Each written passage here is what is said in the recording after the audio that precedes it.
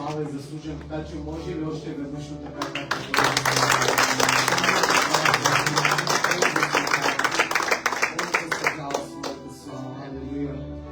Алелуя, Бог ви благослови, може да седнете.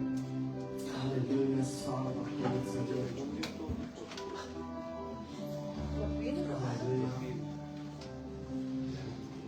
Много обичам да черпя от изворите на Христос. Много обичам да черпя от това присъствие, да не стои просто на сухо, да се потопя дълбоко в Неговото помазание. Не знам вие как го преживявате, не знам как вие го изживявате, не знам как вие влизате и влизате ли в това, което Бог има за вас, това, което Бог излива, или просто седиш там някъде на сушата. Виж, ако си тръгнал на море и трябва да се потопиш в него. Няма смисъл да отидеш на море и да седиш на плаж. Няма смисъл да дойдеш на църква и да седиш отвън от присъствието на Бог. Ако си тук трябва да влезеш в това присъствие, в това помазание, понеже Бог има нещо за теб, кажи, Бог има нещо за мен. Бог има нещо за теб и вярвам, защото през днешния ден тези, които позволиха на Духа да ги заведе в извора на Христос, в силата на Христос, в помазанието на Христос, успяват да черпят, успяват да взимат, успяват да попият от това, което Христос има за вас. Вижте, хора, ако не можеш да вземеш от силата от помазанието на Бог през този ден, как минаваш седмицата? С какви сили минаваш тази седмица? Алелуя, аз благодаря на Бог за това, че имам тази привилегия да го черпя, но истината е, защото неделя не ми е достатъчно. Истината е, защото седмицата също трябва да се изпълва, също трябва да излеем, също трябва да черпим от изворите на Христос. Алелуя. И аз наистина искам да благодаря на първо място за Бог, защото Бог е този, който го прави. Ако го няма Божието присъствие, ако го няма Божието помазание, няма как нещата да се случат. Но искам да кажа, защото Божието помазание е там, където сърцето е отворено. Алелуя. И аз искам наистина от цялото сърце, не на хората, но на Бог да благодаря за тези прекрасни хвалители, които Бог ни е дарил, защото те са истинско благословение за нас. Защото усещам как стават проводник на Божието помазание. Усещам как тече и тече и тече от тях. И знам, защото това е, защото сърцата им са отворени. Знам, защото това е така, защото позволяват Бог да говори чрез тях, позволяват да бъдат просто търпа, през която Бог изпраща своето животворящо помазание към нас. И ви благодаря, Фалени, за това, че сте такива и никога не се променяйте. Никога не оставайте на сухо, но бъдете проводници, жертвайте се както и го правите, защото вярвам, че Бог ще ви води от слава в слава и от сила в сила.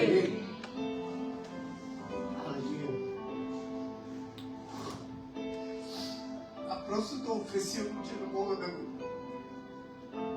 Алелуя! Не знам как го усещаш, но просто в момента толкова силно това помазание. Да погледнеш към Христос е целта на твоя живот като християн. Твоята посока трябва да бъде винаги Христос и нищо друго. Целта на твоя живот трябва да бъде единствено и само разпънати Христос. Христос, който отиде на кръста за теб. Христос, който даде живота си за теб. Алелуя! И това, което Бог е вложил в сърцето ми за тази седмица, е именно това. Именно това да погледнем към Христос. Амин. Всички знаем и много често цитираме един доста познат стих. И това са едни от последните думи на апостол Павел. И те се намират във 2 Тимотей, 4 глава, 7 и 8 стих. И там се пише така: аз се подвизавах в доброто воинстване. Чуйте, пътя свърши, кажи пътя свърши. Пътя свърши, вярата опазих. И от сега нататък се пази за мен венецът на правдата, който Господ, праведният съдия, кажи праведният съдия, алелуя, ще ми въздаде в онзи ден. и само на мен. Но не само на мен, а и на всички, които са обикнали Неговото явяване. Амин. Алелуя. Това са думи на апостол Павел малко преди да бъде отнет живота му насилствено. И много пъти ние обичаме да споделяме, обичаме да рецитираме този стих, да го казваме, дори да го пожелаваме като нещо, когато казвам какво има за желание, ами имам за желание пъти да извървя вярата, да опазя и да получа венеца на правдата. И много така силно това проработи в сърцето ми. И първото, което е преди вярата да опазиш, преди да имаш венеца на правдата положи върху главата си, първо трябва да извървиш пътя. Без извървяването на пътя няма как да бъдат и останалите неща. И там много хора от нас се спъват, в пътя се спъват. Понеже Божието Слово казва така, че пътища много, но един е истинският път. Амин. Алелуя. Алелуя. И това, което днес Бог е положил в сърцето ми, е нещо толкова силно и вярно, защото ще проработи в сърцето ви. И ако може би по някаква причина си се отклонил, по някаква причина си се заблудил, по някаква причина си обърнал посоката на твоето виждане, Бог днес е време да отвори очите ти. Амин. За да вземеш съдбоносно важно решение за себе си, за семейството си, за живота си, за да може наистина един ден да стигнем не само като пожелание, като изпълнение тези думи на апостол Павел, който казва: пътя извървях, вярата опазих и сега чакам времето, в което ще ми бъде даден венеца на славата. Амин. Алелуя. И за това искам да чета в Евреи 12 глава. В Евреи 12 глава, понеже ще говорим за пътя и трябва да разберем кой е този път и как да следваме този път. Амин. Евреи 12 глава, 1-2 стих се пише така. Алелуя. Евреи 12, 1 и 2. Алелуя. Се пише така. Следователно и ние, като сме обиколени от такъв голям облак свидетели, нека отхвърлим всеки теготата и грехът, който лесно ни оплита, и нека устоявайки, изминем предстоящото ни поприще или предстоящия ни път, който е пред нас, като гледаме на Исус. Амин. Като гледаме на Исус, начинателят, усъвършителя на вярата ни, който заради предстоящата му радост издържа кръст, като презря срама и седна отдясно на Божия престол. Амин. И тук в Евреи ни се казва, защото предстоящото ни поприще или предстоящия ни път трябва да го изминем единствено гледайки кого? Христос. Кажи, това е ключ за мен. За да извървиш пътя, трябва да гледаш Христос. Амин. За да извървиш пътя, трябва да гледаш кръста, чрез който получи своето спасение. Амин. Алелуя. И тук в Библията ни се дава един много важен ключ и принцип, как трябва да извървим пътя, гледайки към Исус Христос. Но преди това искам да разберем също така какъв е този път, за какъв път говори Павел, понеже пътища много на този свят, както казах и от начало. Искам да прочета в Йоан 14 глава. В Йоан 14 глава. Алелуя. От 1 до 6 стих. Алелуя. Алелуя. Йоан 14 от 1 до 6. И там се пише така, чуйте, това са думи на Исус Христос. И Той казва така на своите ученици: да не се смущава сърцето ви, вие вярвате в Бога, вярвайте в мене. В дома на моя Отец има много обиталища. Ако не беше така, аз щях какво да ви кажа? Защото отивам да ви приготвя място. И като отида и ви приготвя място, пак ще дойда и ще ви взема при себе си, така че където съм аз, да бъдете и вие. Амин. И вие знаете къде отивам и пътя знаете. И тогава разбира се, кой ще се обажда, ако не самият дома? кой друг да се обади, ако не Тома? Тогава Тома каза: Господи, не знаем къде отиваш, а как може да знаем пътя? Исус тогава се обръща и казва: аз съм пътя. Амин. Кой пътя? Исус Христос. Исус казва: аз съм пътят и истината, и никой не идва при Отец, освен чрез мен. Амин. Никой не идва при Исус Христос, освен чрез пътя Христос.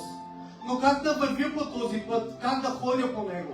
Както вече видяхме в Евреи 12 глава, 1-2 стих по-точно се пише: защото пътя може да се извърви само гледайки към Христос. Амин. Да няма друга посока, в която да погледнем. Амин.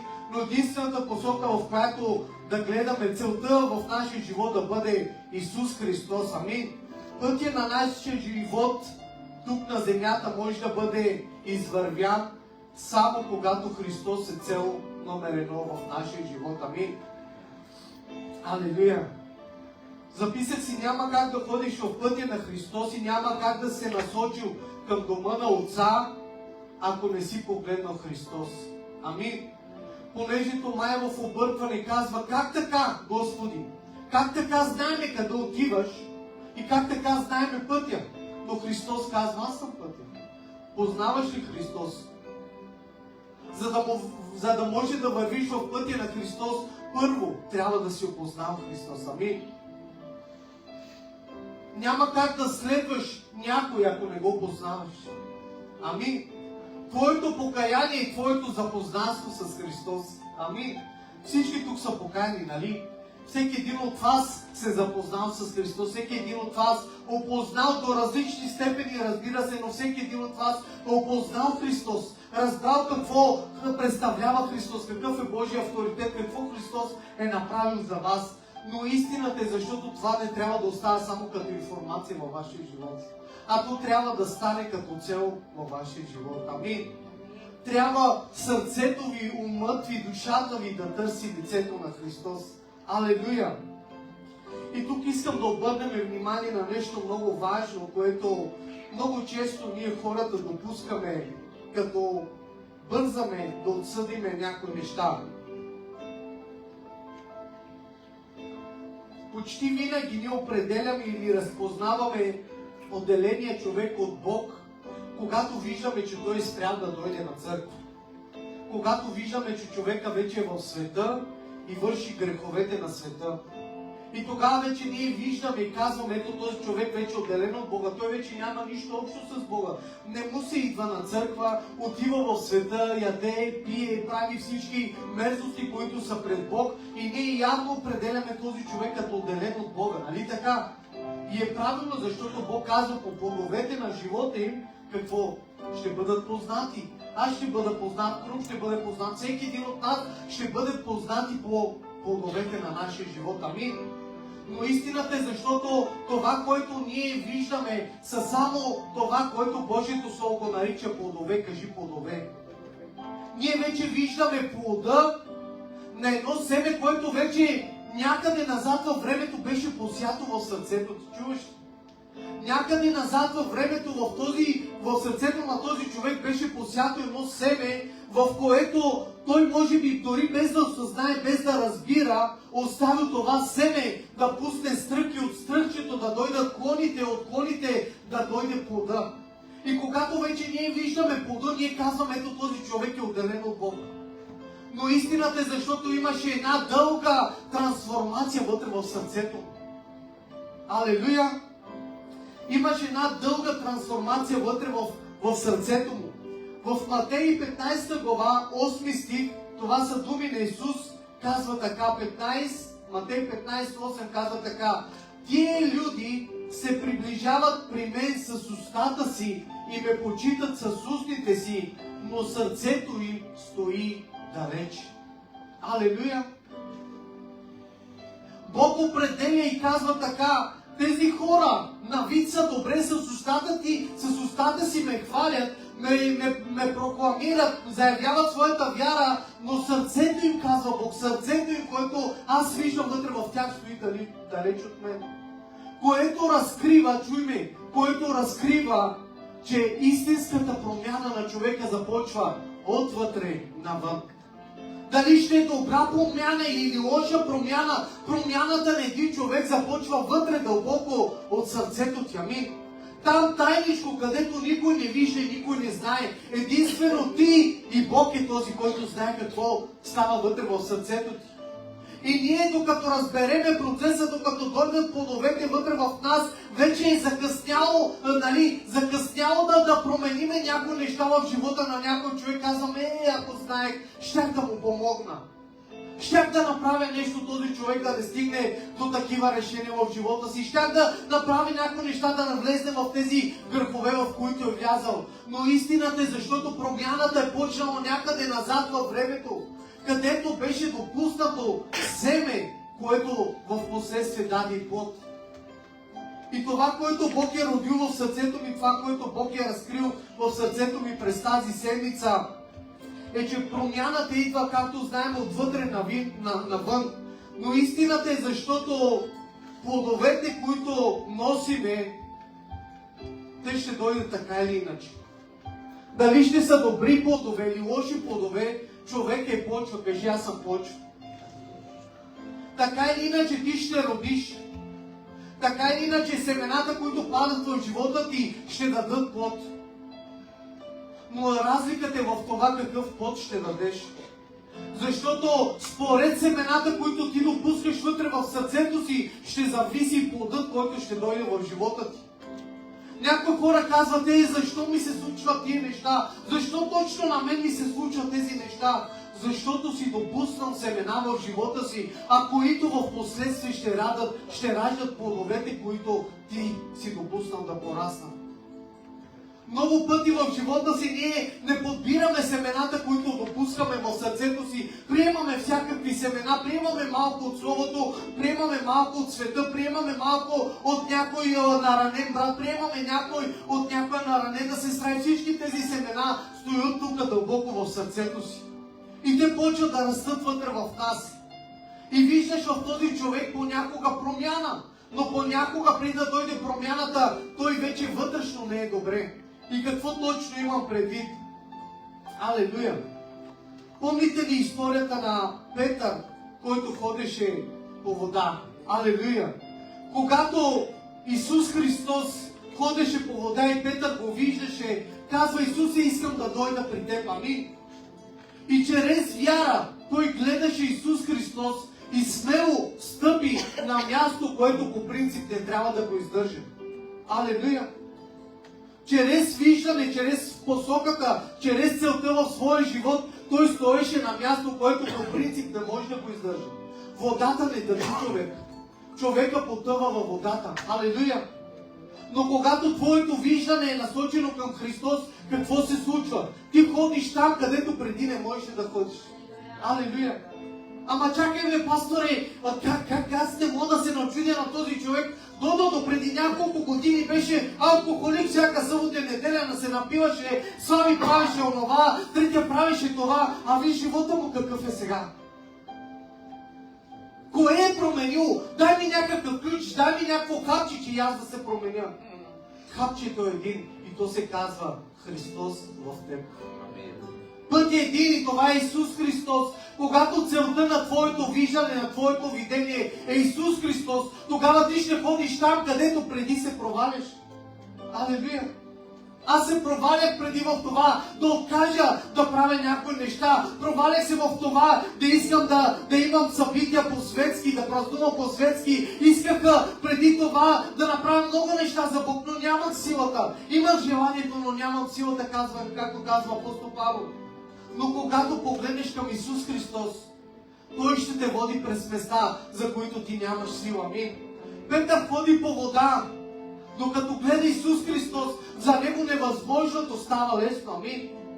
За мен е невъзможното става лесно. Алелуя.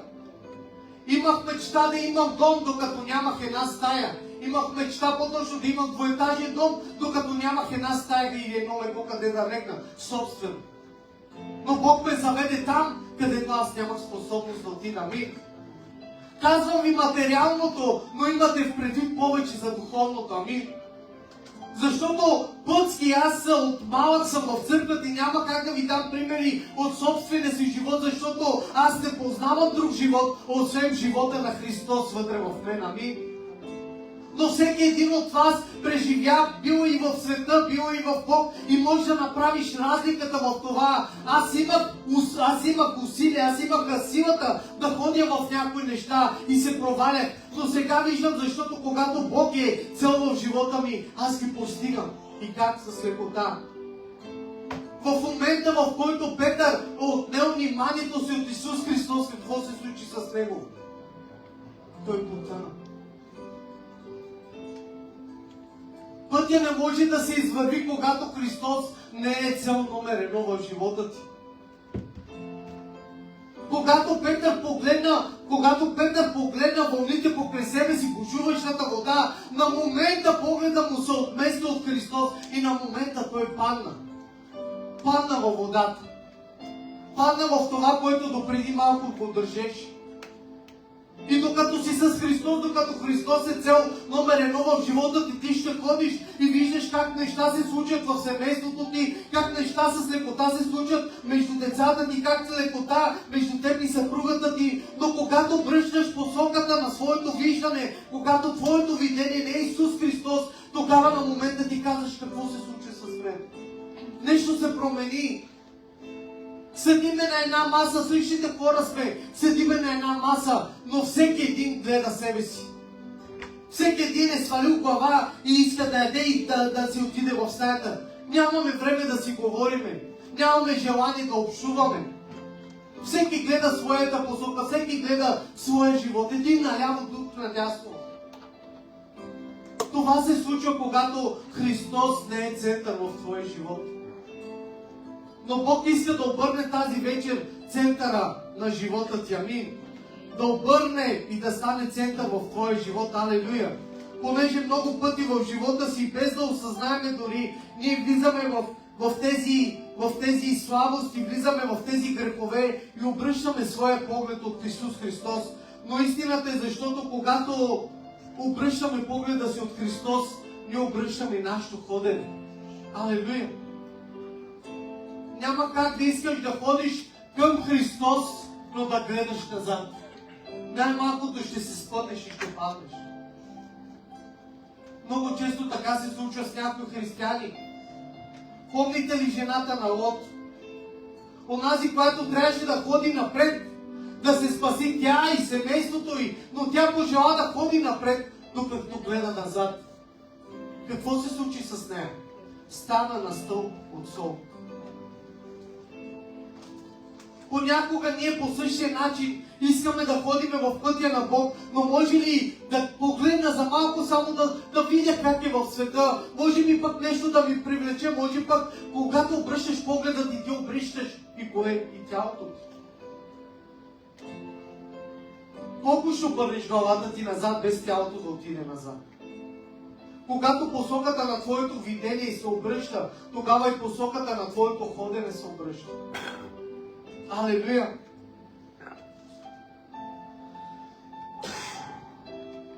Защо е толкова важно видението, това към което Бог отвори очите ми? Защото Бог толкова силно е проработил с това нещо в сърцето ми. Много е важно как гледаме и къде гледаме. И казвам, Господи, дай ми по-конкретен пример, откъде и как е тръгнало това. И тогава просто Бог ми даде това. Битие 3 глава, 6 стих. Това е историята, в която Ева се разговаря с змията и в 6 стих се пише така, чуйте. И като видя кой Ева, и като видя жената, че дървото е добро за храна и приятно за очите, дърво желано, защото дава знание, какво направи? Взел от плода му и яде. Даде и на мъжа си и яде с нея. Даде и на мъжата яде с нея и той. Алелуя! И това, което Бог обърна, това, на което Бог обърна вниманието ми, защото в 6 стих от начало се пише: и като тя видя жената, че дървото е добро за храна и приятно е за кое? За очите, тогава тя взе. Алелуя! преди да дойде грехът в човека, първо имаше отнемане от фокуса от Христос. Сатана първо и показа хубостта, вида на този плод и казва: виж колко е хубаво, виж колко е приятно. Тя вижда и виждайки плода, тя отнема своето внимание от Христос. Много пъти в живота си ние виждаме някои по-привлекателни неща за нас. И обръщаме своя поглед към това, което е по-привлекателно. В момента, в който ти обръщаш погледа си към нещото, ти обръщаш гръб на Христос. И тогава се чудиш какво става в твоя живот. Но много често и това, което най-вече се случва в църквата, е защото в днешно време нашето отклоняване, нашия поглед и отклоняването на погледа ни от Христос не става поради греховете ни. Не става от това, че светът ще ни привлече. Защото дълги години ние познаваме Божието Слово, имаме вяра вътре в нас, имаме Духът на Бог, който ни изобличава, който ни поправлява, но поради обстоятелства в живота ни, ние понякога грешиме в добрите неща, които правим в живота си. Какво имам предвид? Понякога твоето внимание може да бъде откраднато от добри неща. От кои неща? От работа. Твоето внимание понякога може да бъде отклонено от Христос поради работа, поради дом, поради изпълнение или изпълване на мечтите ти, поради собственото ти семейство, поради децата ти, поради финансови цели да имаш повече пари и дори понякога вниманието ти от Христос може да бъде отнето от това да му служиш. Когато, и давам конкретен пример, когато Марта беше приела Христос в дома си, това е добро. Не е грях, Марта не е била в света. Тя е приела Христос в живота си точно така, както ти и аз сме го приели в своя живот. Но поради старанието си да му послужи, казва, да му послужи, какво да направи, да му послужи, тя нямаше време за него. И понякога аз лично съм преживял и Бог ме изобличи в това. В старанието си да обръщам внимание на този брат от църквата, на онази сестра от църквата, да правиме това, да направим онова, да направим трето и да направим пето. И накрая на седмицата аз осъзнам, че нямах никакво лично време с Бог.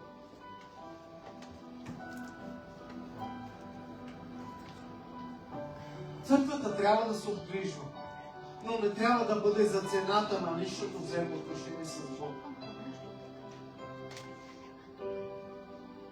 Искаш да имаш добро лично взаимоотношение с Бог, отдели време за това. Няма времето да ти падне от небето. Ти трябва да го отделиш от ежедневието си. Амин. Слава на Бог през това, което казах и дадох свидетелство. Слава на Бог, че Бог отвори пред нас благословения и в момента може да работиме на такова темпо, в което искахме, понеже имаме и ние мечта, имаме ние желание вътре в сърцето си да направим някакви неща за себе си, за децата си, да постигнем, но то трябва ли да бъде за цената на Бог?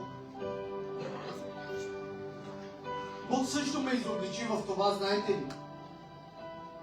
Защото на няколко пъти, миналия месец, мисля, че беше на няколко пъти, 2 пъти се случи така, че ни звъни едно семейство да се виждаме и ние казвам на Аси, не мога, кажи просто, че не мога, много съм изморен.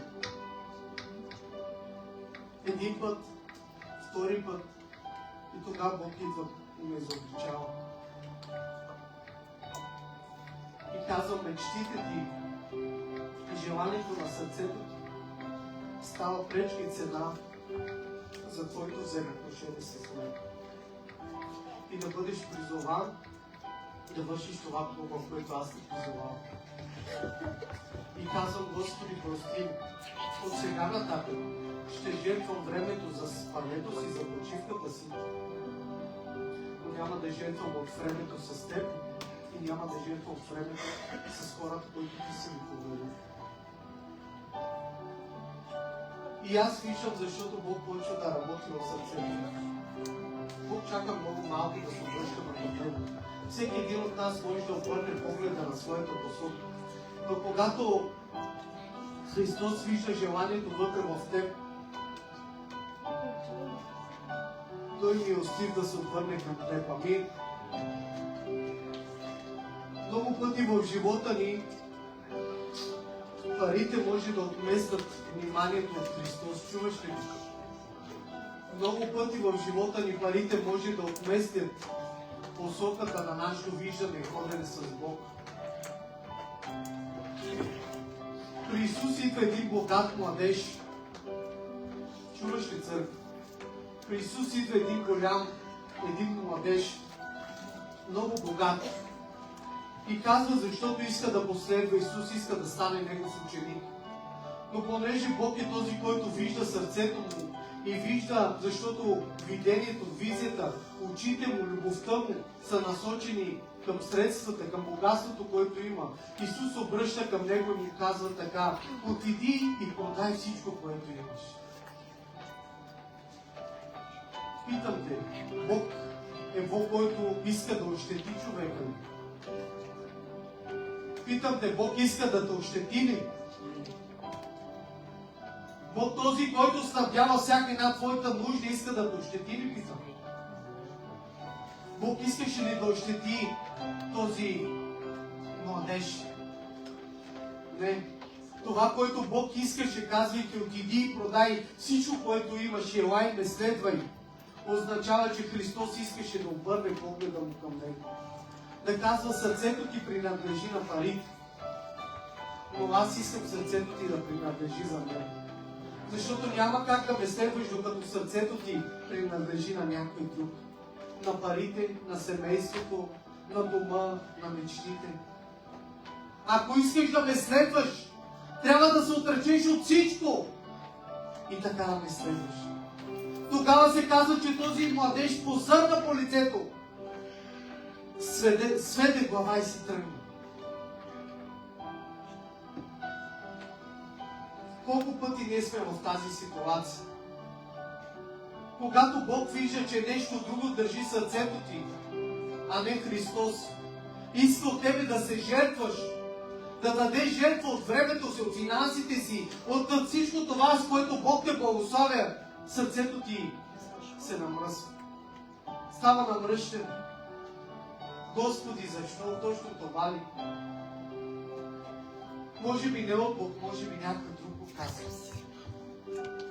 Този човек сведе глава, този младеж и се отиде. Дали понякога и ние самите не правиме така, когато Бог иска това, което държи сърцето ни? Алелуя! Но един от най-силния пример, който аз виждам в Библията, това е примера с Соломон, цар Соломон. Соломон, който не поиска нищо за себе си, а поиска мъдрост как да управлява народа, който Бог му е поверил. Алелуя! Добро нещо, казва Бог, е поискал.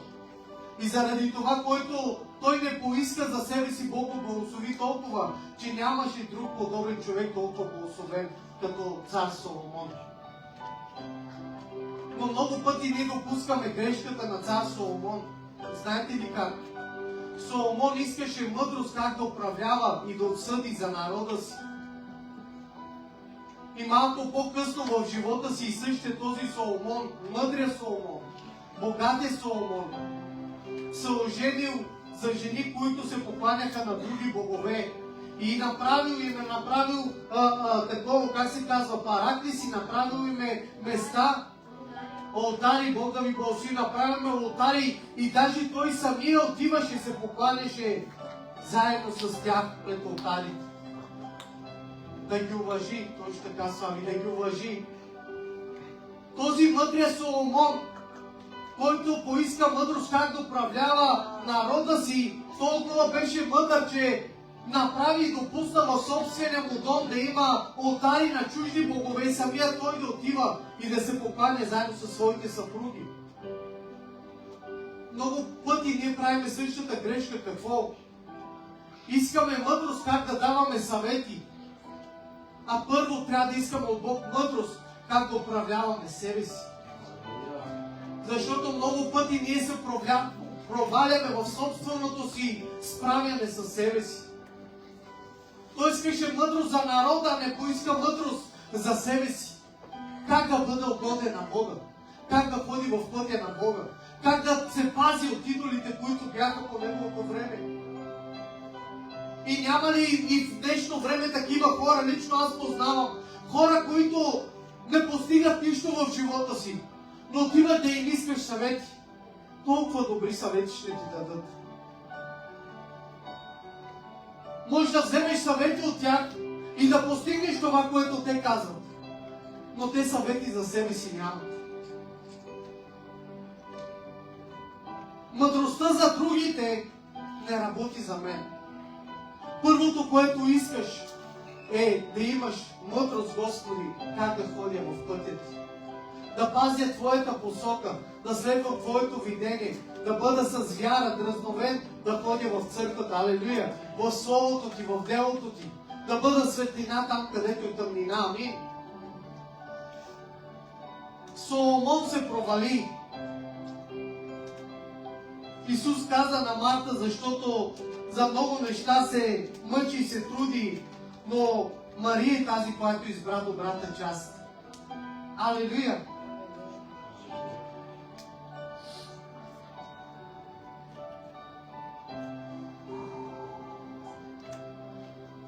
Безразличието в живота на човек не идва от днес за днес. Безразличието към Бог вътре в човека не идва просто днес решаваш, аз повече не искам да служа на Бог. Аз от днес вече искам да изляза, аз от днес вече искам да съм в света. Но то става постепенно, кажи постепенно.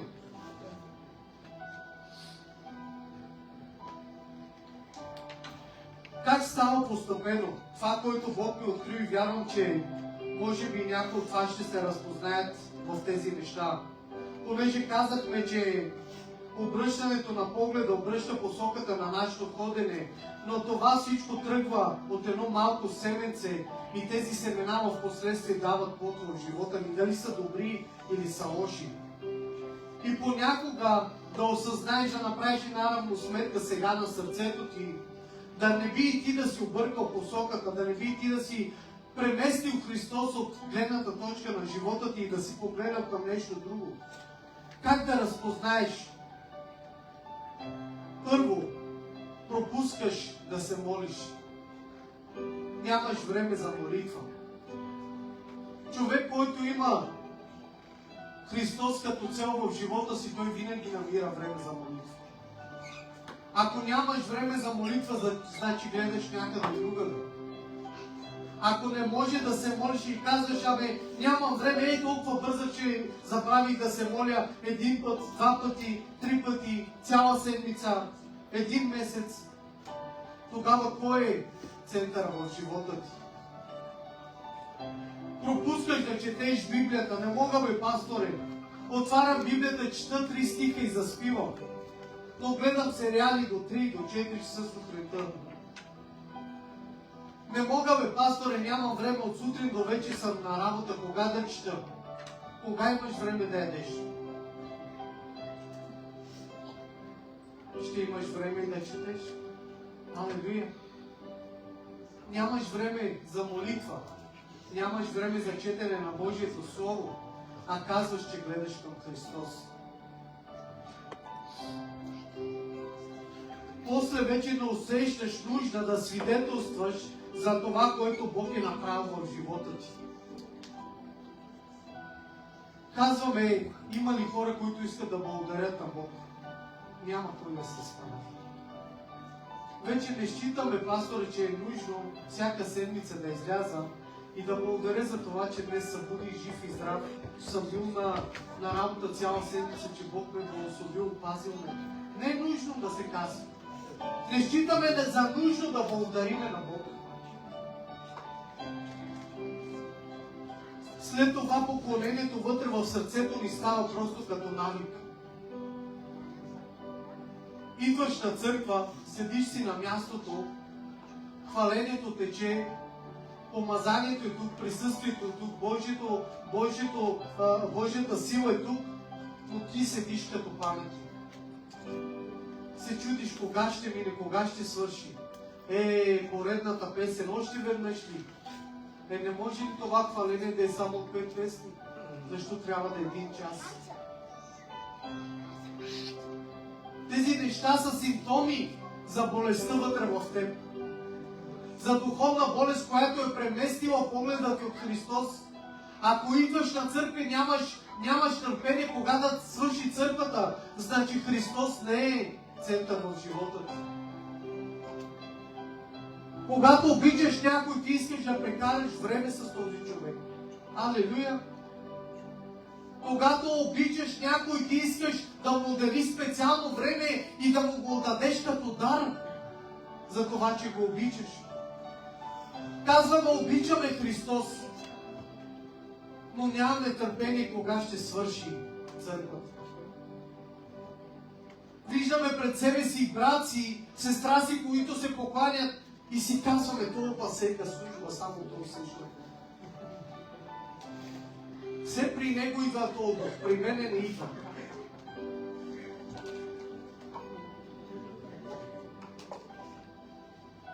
Реката ли трябва да дойде при теб или ти трябва да отидеш при реката? Христос е направил река вътре в теб. Амин. Но понякога ние не искаме да влезнем в това, което Христос вече изработи тук вътре в нас. Реката на живота е вътре в теб. Не трябва да направиш физически крачки. Трябва да затвориш очи и да отвориш сърце. Амин. Божието Слово се говори и ти го приемаш за онзи човек, който не е тук. Трябваше от човек да е тук сега. А не го приемаш за себе си.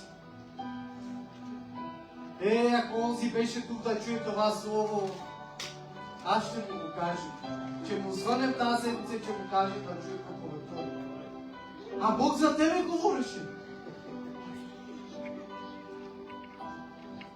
Разпознай къде е посоката на твоето виждане. Защото когато върнеш посоката на твоето виждане, ти се отдалечаваш от Бог. И чуйте най-силния пример. Колко от вас знаят за Самсон? Самсон беше отделен още от утробата на майка си да бъде назовен. Отделен за Бога. И той беше посветен в това да избави израелския народ от филистимците, които мъчиха евреите по това време. Бог имаше мисия за Самсон. Кажи, Бог има мисия за мен. Бог беше отделил Самсон като назоре, като отделен за специална духовна мисия за него. Но какво направи Самсон? Самсон гледаше към Делила. Тук ли си? Самсон гледаше към Делила. Една лека жена, която беше в филистимския град. И когато погледа му беше натам, какво се случи? И краката му почнаха да ходят там, където погледа му. Чуваш ли? Когато очите му видяха нещо различно от видението, от визията, която Бог имаше за него, тогава и посоката на неговото ходене свърши. Обърна се. Обърна гръб на видението на Бог. Обърна гръб на съдбата, която Бог имаше за него и ходеше към греха. За да стигне Самсон от стана, в който живееше, до филистимския стан, имаше доста крачки.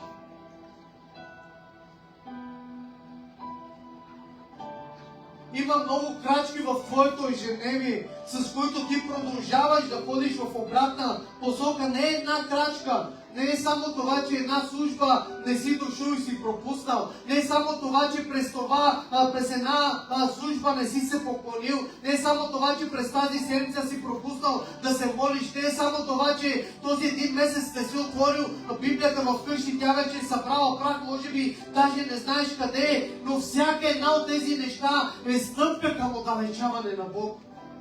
Към загубване на призива и видението, който Бог има за теб. Много пъти казах, Аз съм на това мнение. Спасението не може да се изгуби, но ние може да се откажем от него с делата и действията в живота си. Самсон беше избран, отделен за Бог, но той предпочете да ходи в желанията на плътта си. Желанието на плътта си, той искаше да отиде при една лека жена и там отиваше и тази лека жена се опитваше да погуби съдбата му. И Самсон казва, един път я излъгах, втори път я излъгах, тя извиква към мен и аз ставам и пребивам всички филистимци, всички се разбягват. Но дойде един съдбоносен ден, кажи съдбоносен ден. Ден, в който може да дойде в живота на всеки един от нас, без да осъзнаваме кога. Но очакван ден. Самсон е свикнал и е казал, аз си ходя в греха, ходя си при Делила, но когато имам нужда от Бог, хващам лова, Бог ми дава силата, разцепвам лова на две и Бог е със мен. Продължавам да се отивам при Делила, продължавам да се отивам в света, продължавам да си вършам своите беззакония и когато имам нужда от Бог, искам от Бог и с една магарешка челюст убивам 1000 филистимски войни. Самсон е свикнал с това да ходи в греха си и Бог да е с него. Но идва един съдбоносен ден, в който тази същата Делила за пореден път извиква към Самсон и казва, Самсоне, филистимците идват. И със ставането си той има вярата. Бог е с мен. Но се пише в Божието Слово, искам точно да прочита този стих, защото е толкова важен. Алелуя! Тогава тя викна, филистимците идват върху тебе, Самсоне. И той се събуди от съня си и си каза, чуйте, си каза, ще изляза, както и друг път, и ще се оттърся, и ще ги отхвърля. Но той, чуйте, но той не знаеше, че Господ се беше оттеглил вече от него. Няма го вече, силата няма. Помазанието го няма. Твърде далеч си стигнал Самсоне в своя грях. Твърде много Самсон е се отдалечил от Бог, от присъствието, от призива, който аз имам за тебе. Самсон излиза, но силата няма. Самсон излиза, но присъствието на Бог не е там. Какво става с този човек? Бива хванат на момента, му избождат очите, изкарват му очите и го затварят като роб. Затварят го като роб. Как завършва съдбата на Самсон? Някои казват успешно, понеже успял да събори храма или там царството, което имаше, помещението, което имаше върху филистимците. Но аз не вярвам, че това беше Божията воля за Самсон да убие 10 000 филистимци. Аз вярвам, че волята на Самсон беше да погуби всеки един филистимец, така че еврейският народ да бъде свободен народ. Някой казват и Божието Слово ни разкрива в косата беше неговата сила. Косата символизира Божията слава. Алелуя! Дали Божията слава е върху теб? Защото когато Божията слава е върху теб, тя се разпознава в живота ти. Какво се случва с един Божий човек? Отива Моисей на планината Сион и там 40 дена общува с Бог, докато Бог му дава заповедите, постановленията. И когато слиза от планината, се казва, защото той целия светеше. Сияеше. До такава степен, че трябваше да бъде покрито лицето му. Помазанието на Бог, когато е върху теб, то се вижда. То се вижда, явно е. Дори да бъде покрито лицето ти, то се усеща.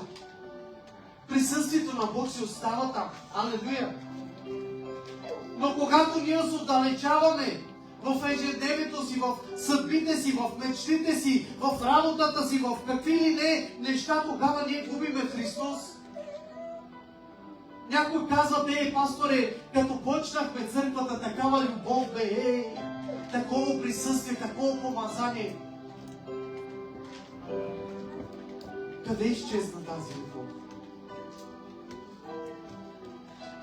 Любовта не изчезва. Христос е тук, защото Христос е тук и любовта му е. Въпросът е, чуй ме, въпросът е, къде си ти? Къде е твоята любов? Защото Бог, чуй ме внимателно и го запомни това, Бог обича чрез теб. Алелуя! Бог обича чрез мен. Къде е любовта? Не се вижда. Ами тогава аз не я показвам. Тогава ти не я показваш. Тогава ти не я показваш. Къде е любовта? Любовта е скрита от човека. Понеже човека не иска да стане проводник на тази божествена любов. И казваме, няма е любовта. Христос е любовта е тук между нас. Амин. Но въпросът е дали ти гледаш Христос или гледаш нещо друго. Защото на друго място се казва, гледайки Христос като в огледалото, да се преобразяваме спрямо образа, който е на Христос. Как да се преобразявам? Преобразявам се спрямо Христос. Христос обича и аз ще обичам. Христос прощава и аз ще прощавам. Христос търпи и аз ще търпя. Христос помага и аз ще помагам. Когато ние виждаме Христос, ние се преобразяваме спрямо Неговото видение, спрямо Неговото лице, спрямо Неговата същност. Амин.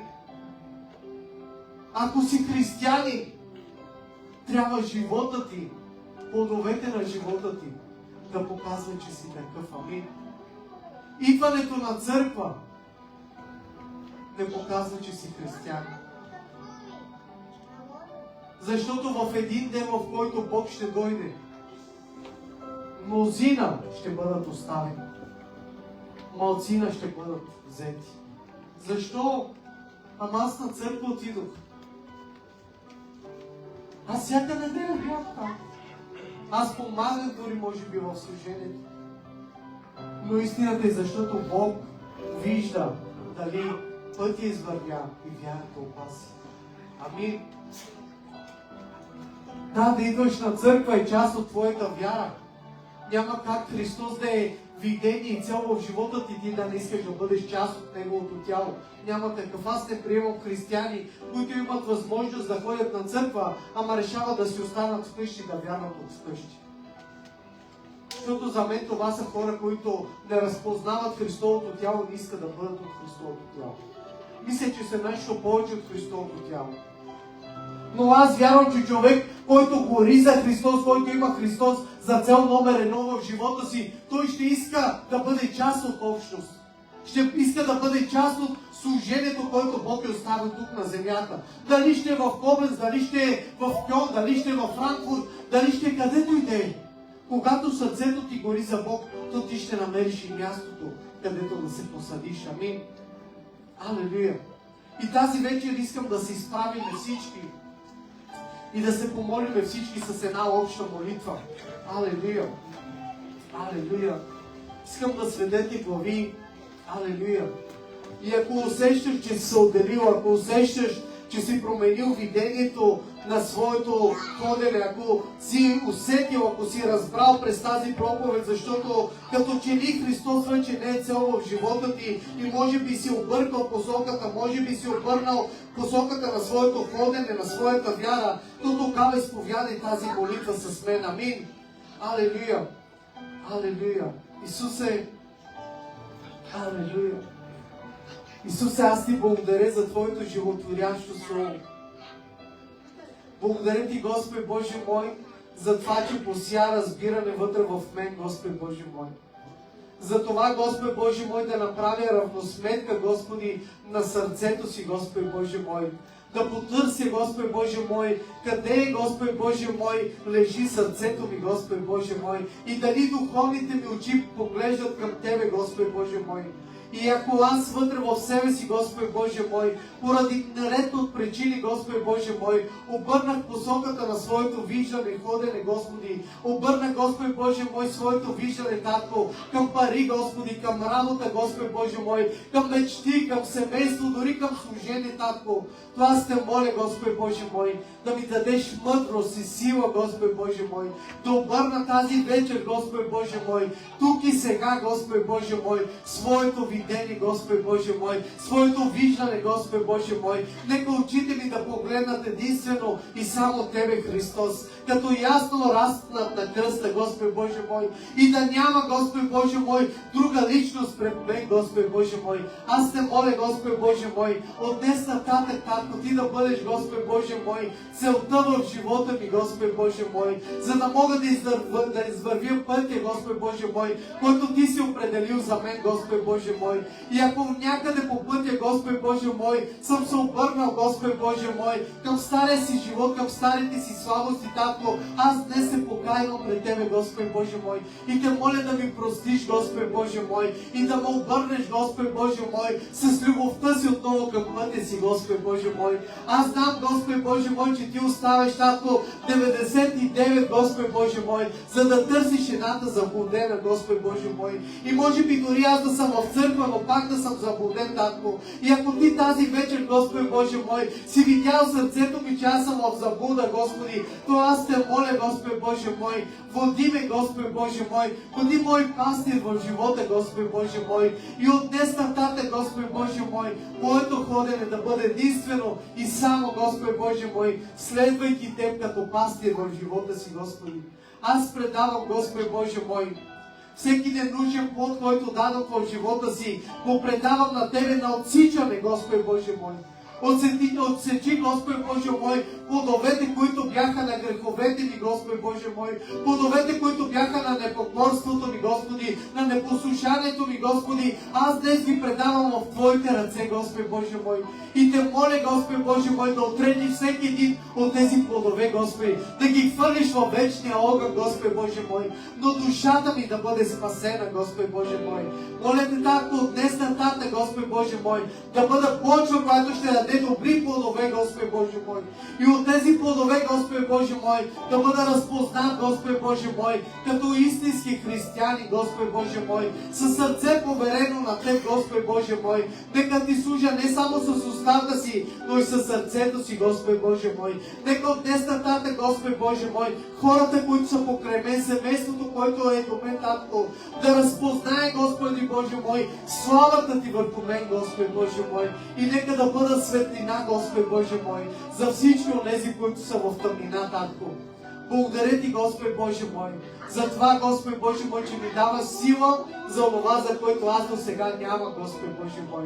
Благодаря Ти, приемам, Господи Боже мой, Твоето усиновление, Господи Боже мой. Приемам, Господи Боже мой, пътят, който Ти си ме определил, Татко, макар и да бъде трънлив понякога, Татко, но аз ще ходя, Господи Боже мой. Защото не почвата под краката ми, Господи Боже мой, ме интересува, а ме интересува домът, Господи, на Отца, в който ще бъда наследник, Господи Боже мой. Искам, Господи Боже мой, не просто като думи изговорени, Господи, но като съдба изпълнена в живота на всеки един от нас, Татко. Наистина пътя да извървиме, Господи Боже мой, и вярата да опазиме, Господи Боже мой. И един ден, Татко, всеки един от нас, Господи, да получи, Господи, венец, Господи Боже мой, според делата на живота ни, Господи Боже мой. Защото венците, които ще ни бъдат дадени, Татко, знам, че те са по заслуги, Господи Боже мой. Спасението е даром, Господи Боже мой, по благодат, но венците, Господи Боже мой, са по заслуги, които ние ще вършиме и вършиме тук на земята, Господи Боже мой.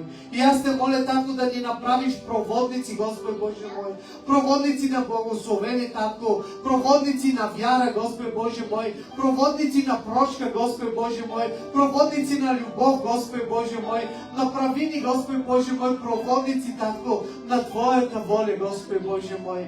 Нека, Господи Боже мой, да бъдем разпознати от света, Татко, като дарени от тях, Господи Боже мой, като поставени на високо, Господи Боже мой, които ще осветяват, Татко, Господи Боже мой, които няма да бъдат за осъждени, Господи Боже мой, а ще бъдат за пример, Господи Боже мой, да привлекат, Господи Боже мой, изгубените, Господи, да привлекат, Господи Боже мой, онези, които все още са поробени под робството на греха, Господи Боже мой. Благодаря Ти, Господи, за това, което правиш в живота ни, Господи. Благодаря Ти, Господи, за това, че обръщаш посоката на нашето видение, на нашата визия, Господи Боже мой. И вярвам, Господи Боже мой, че от днес нататък, Господи Боже мой, Ти ще бъдете единствената цел в моя живот. И нека тези, които са съгласни, да кажат Амин. Алелуя. Може да отдадеш слава на Бог. Алелуя. Алелуя. Алелуя. Добре, може или нека така, както сме изправени, може да приключиме с лайфовете. Алелуя. Бог да благослови тези, които се включиха на лайф. Бъдете изобилно благословени и приемете това слово за себе.